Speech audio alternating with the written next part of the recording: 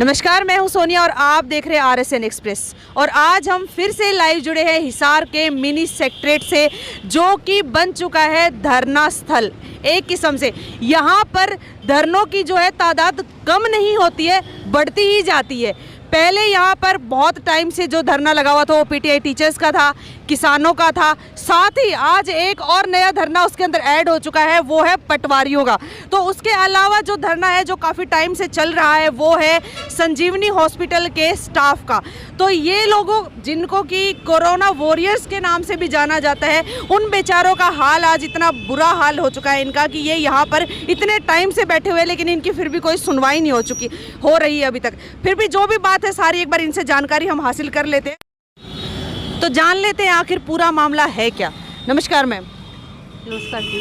तो आप लोग यहाँ पर धरना दिए, पहले तो ये बता दीजिए कितने दिनों से यहाँ पर बैठे हैं? हम 7 महीने से पहले यहाँ बैठे थे DC ऑफिस, बाद में हम सिविल हॉस्पिटल चले गए वापस ही, फिर हम यहाँ आ गए 7 महीने। तो पूरा मामला क्या है?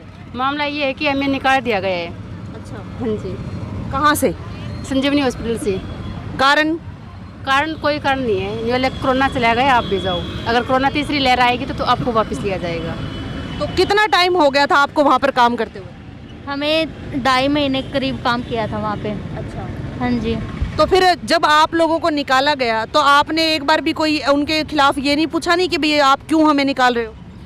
पूछा था, बोले कि आपका टाइम पीरियड ख़त्म हो गया है, आप जाओ यहाँ से। तो जिस टाइम पे आपको वहाँ पर अपॉइंट किया गया था, क्या उस टाइम पर ऐसा कोई नोटिस या फिर कुछ भी आपको ऐसा जैसे होता है कि पहले साइन कॉन्ट्रैक्ट वगैरह पे साइन करवाते हैं, कि क्या तब इस टाइम ये कहा था कि आपको सिर्फ 2.5 महीने ही यहाँ रखा रह जाए? ऐसा कुछ नहीं किया, कहा था, बोले कि है ना यहाँ से और कहीं एडजस्ट कर देंगे PSC CSC में। फिर उन्होंने तो सीधा निकाल ही दिया हमें। अच्छा, तो अभी आप यहाँ से इतने टाइम से यहाँ पर बैठे हुए हैं, तो क्या कोई ऐसा हुआ कि अंदर से किसी ने आके आपकी बात सुनी हो या फिर कुछ भी पॉजिटिव आपको रिस्पॉन्स दिया हो?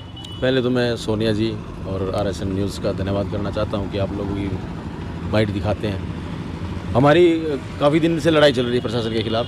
जब से बीमार में इन्वॉल्व हुई है तो प्रशासन को भी थोड़ा सा है टेंशन में। मेरी कुछ टाइम पहले मंच पे बात हुई थी एक्शन मैडम से, एक्शन सर से, DC मैडम से और सर्जन मैडम से मैं 2-3 बार मिला हूँ, बट कुछ पॉजिटिव रिस्पॉन्स आया नहीं। क्योंकि कई बार क्या होता है, आप लोग तो जानते ही हो, पत्रकार हैं आप, कई बार जो गूंगे बहरे होते हैं ना, बहरे, उनको सुनाने के लिए धमाके की ज़रूरत होती है। तो उसी धमाके के साथ में कल जो भीम आर्मी ने एक बड़ी कॉल दी है, कल जो भीम आर्मी एक धमाका दिखाएगी ताकि शासन प्रशासन की आंखें और नींद खुल जाए। क्योंकि ये फंड कर रहे हैं सोने का। इनको पता है जब इन लोगों को, कोरोना योद्धा जो लोग हैं, इन लोगों ने अपनी जान के ऊपर खेल के लोगों की जान बचाई है। उस टाइम पर जब आप और मैं भी घरों से बाहर निकलने से डरते थे, मैं खुद घर में सो रहा था, लेकिन ये जो महिलाएँ, जो हमारी बहनें हैं, हमारी माताएँ हैं, वहाँ पर सफाई कर रही थी, लोगों को उठा रही थी, मरीजों को अपने हाथों से उठा के 5-5 मास्क और 4-5 ग्लव डाल के घूम रही थी। तब इन लोगों ने काम किया। जब तो हमारी सरकारों ने इनके पूरे ज़ोर शोर से नारे लगाए कि कोरोना योद्धा जिंदाबाद, फूलों की मालाएं चढ़ाई, लेकिन जब अपना काम सरकार का निकल गया तो इस गंदी मानसिकता सरकार ने इनको निकालने का काम किया। ये बेचारे 3.5 से 4 महीने से दर की ठोकरें खा रहे हैं। पहले तो इनको पता ही नहीं था एक्चुअली मामला क्या है। कभी सर्जन मैडम बोले एक्शन सर बोले जाओ, DC मैडम फिर बोले PWD जाओ, PWD फिर बोले, यानी कि इनको सर्कल कर दिया इनका, बिल्कुल जो होते ना बोल बना दी इन लोगों के। हाँ, तो हमने इसमें इन्वॉल्वमेंट दिया, हमने वहाँ पे तालाबंदी कर दी, PWD को हमने ताला मार दिया। तब जाके शासन प्रशासन थोड़ा चेत में आया और 11 तारीख की इन्होंने मीटिंग रखी। मीटिंग भी उस 11 तारीख की इन्होंने फिर मतलब हमारी हो नहीं पाई, जिस मुद्दे पर हमने बातचीत करनी थी उस मुद्दे पर, क्योंकि हम सेटिस्फाइड नहीं है। क्योंकि देखो, भीम आर्मी जबकि कोई भी काम करती है, मैं जिला अध्यक्ष प्रदीप बानखड़ी हिसार भीम आर्मी बता देना चाहता हूँ कि भीम आर्मी एक मजबूत संगठन और पूरे देश का संगठन है। जब भी कोई लड़ाई लड़ती है वो बड़ी मजबूती से लड़ती है। तो ये लड़ाई कोई आसान मतलब वो है तो नहीं कि जो महिलाएं, हमारी बहनें दिन रात रोडों पे बैठी है, ये कैसे बर्दाश्त कर सकें। आप एक महिला हैं, कल को आपके साथ में कुछ मिसहैपनिंग हो जाता है तो हम तो बर्दाश्त नहीं करेंगे, क्योंकि इतना ही सम्मान आपका है। भले ही आपका प्रोफेशन पत्रकार का, लेकिन सम्मान तो आपका उतना ही ना हमारे लिए। आप भी हमारी बहन है और ये भी हमारी बहन है। जब इनके साथ में अगर गड़बड़ होगी तो हम पीछे कैसे चुप हो सकते हैं। अभी अगली कॉल मैं आपके पत्रकार जो आपका जो ये कैमराग्राफर जी हैं, अपने कैमरे वाले हैं चिराग जी, इनको तो मैं काफ़ी अच्छे से जानता हूँ, अच्छे साथी हैं, बड़ी अच्छी चीज़ें दिखाते रहते हैं 24 घंटे मतलब हर बार।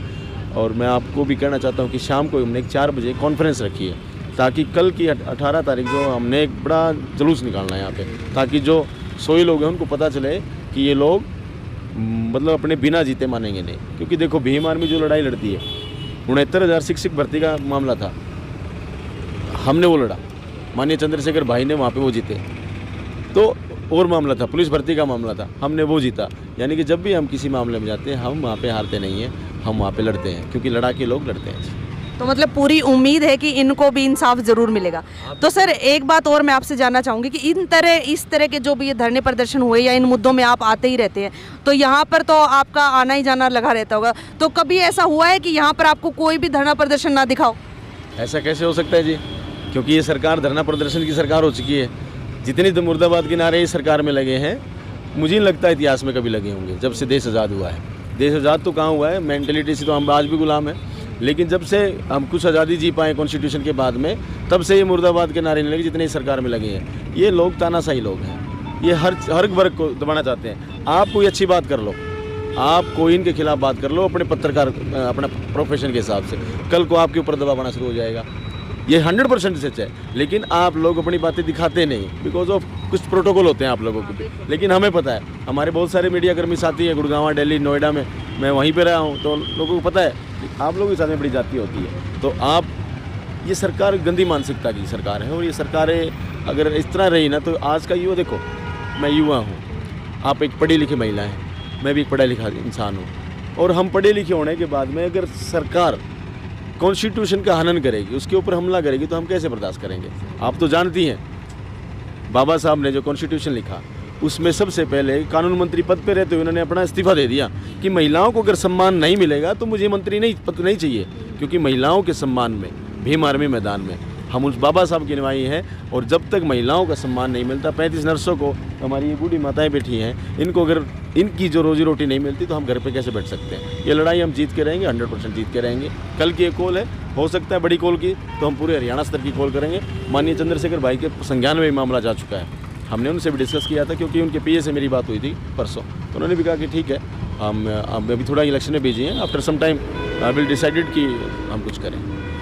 तो वैसे अगर मैं आप लोगों से जानना चाहूँ तो आप लोगों की मांग क्या है, कि आप क्या चाहते हो? हम बस यही चाहते हैं, हमें वापस रोजगार दिया जाए हमारा, और कुछ। तो चाहे बेशक वो संजीवनी हॉस्पिटल है या कहीं पर भी, बट आपको रोजगार मिलना चाहिए, परमानेंट रोजगार दिया जाए हमें, वहाँ पे तो नहीं, सिविल हॉस्पिटल कहीं पे भी हो, हमें बस रोजगार दिया जाए। तो मैम आपसे भी मैं ये जानना चाहूँगी कि इतने टाइम से जब यहाँ पर आप बैठे हो, तो कई लोगों का तो होता है कि रोज़गार यही है, तो चूल्हा चौका इसी रोज़गार से चलता है, तो अब पीछे से आपका काम कैसे चल रहा है? बस ऐसे ही चल रहे हैं। सोनिया मैम, मैं खुद जो हमारे पीछे बैठी है उनके घर में गया हूँ, मैंने खुद सर्वे जाके किया है। 2 वक्त की रोटी नहीं है, छोटा सा बच्चा है, बीमार है, पापा नहीं है, बेटा एक्सपायर होगा 22 साल का, तो आप वहाँ पे खुद जाके देखोगे तो आपकी आंखों से आंसू आ जाएंगे। ऐसी घटिया मानसिकता सरकार, देखो ये कोई वो तो मांग नहीं रही भाई मुझे IAS बना दो, या मुझे IPS बना दो, या मुझे SHO बना दो, या फिर प्रिंसिपल बना दो। ये तो अपने वही कह रहे हैं कि भाई हमें सिर्फ और सिर्फ आप लोग जो हमारा रोज़गार था और जो ऊपर से ज़्यादा आ चुके हैं। देखो विज ने भी एक स्टेटमेंट दी थी कि जो कोरोना योद्धा हैं, जिन लोगों ने उस हॉस्पिटल में काम किया है, रेगुलराइज उन्हीं को किया जाएगा, बट ऐसा हुआ नहीं। अब ऐसा नहीं होगा तो हम कैसे पीछे बैठेंगे? बैकडोर से, बल्कि बैकडोर से जो चाचा, भतीजा, मामा, फूफी, चाचा, उन लोगों को बैकडोर से लिया जा रहा है। जिन लोगों ने जब मेहनत करी तो इन लोगों को क्यों नहीं? देखो प्रायोरिटी इन लोगों की है।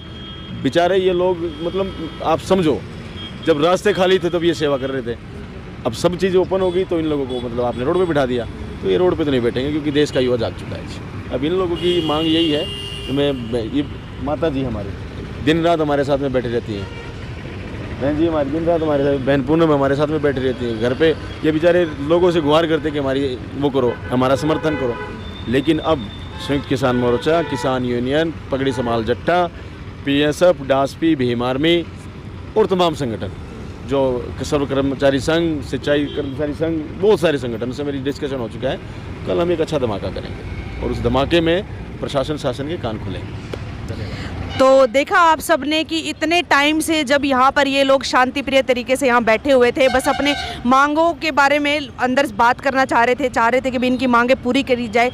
जब इनकी मांगों को नहीं सुना गया, जब तक प्रशासन के कान और आंख नहीं खुले, तो अब बहुत सारे संगठन हैं जो इनके साथ यहाँ पर आकर जुड़ चुके हैं। तो अब देखते हैं कि कहा जा रहा है कि कल यानी 18 फरवरी को एक बहुत बड़ा धमाका ये लोग करने जा रहे हैं, जो अभी हमें सुनने को मिला।